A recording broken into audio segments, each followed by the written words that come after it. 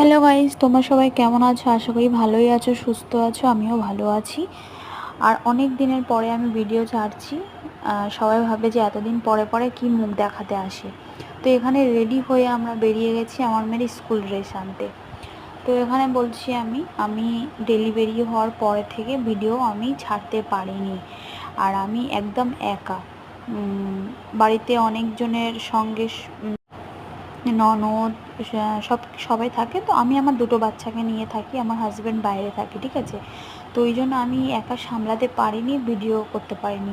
সারাদিনের পরে মনে হতো যে একটু 1 ঘন্টা যদি আমি শুয়ে নিই না, আমার শরীরটা ভালো লাগবে।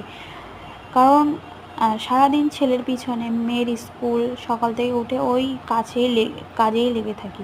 তো সেই জন্য আমি ভাবতাম যে 1 ঘন্টা যদি আমি শুয়ে পড়ি, আমার শরীরটা ভালো লাগবে। তো এখানে পৌঁছে গেছি, পায়ে হেঁটে একটুখানি গেলাম আর দোকানে পৌঁছে গেছি।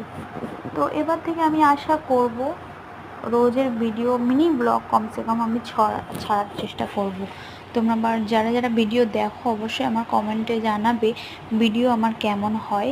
আর কোথাও যদি ভুল থাকে সেগুলো আমাকে বলবে অবশ্যই। আর সবাই আমার পাশে থাকবে। জানি না কে কোথা থেকে আমার ভিডিও দেখে, অবশ্যই আমার কমেন্টে জানাবেন কে কোথায় কোথায় থেকে দেখছেন। আর আমার ভিডিও কেমন লাগে অবশ্যই জানাবেন। আর এখানে দেখো এই দোকানটাতে প্রচুর জিনিস আছে, মানে স্কুল ড্রেস থেকে বোতল থেকে বাচ্চাদের যা কিছু লাগে সব কিছু পাওয়া যায়। আর এই যে সকালবেলা এই যে ড্রেস হয়ে গেছে, আমি একটু ওর এক সাইজ বড়ই নিয়েছি। তো বাচ্চারা বাড়তে তো বেশি সময় লাগে না, আর ড্রেস ছোটই হয়ে যায়। তো সকালে ও চলে যাওয়ার পরে বাবু ঘুমাচ্ছিল, আমি নাস্তা করছিলাম, মানে ব্রেকফাস্টে কী নেবো আর ওই যা হাতের কাছে পায়। আর এখানে সারাদিন ভিডিও আর করতে পারিনি। আর মেহেক স্কুল থেকে যখন এসছে এই পার্সেলটা এসছে, এটা দেখে বলো, কমেন্টে আমাকে জানাবে এটা কে কে নিয়েছো। আমি নিয়েছি, অনেকদিন ভাবছিলাম নেব। এটা একটা টাকা রাখার একটা বক্স।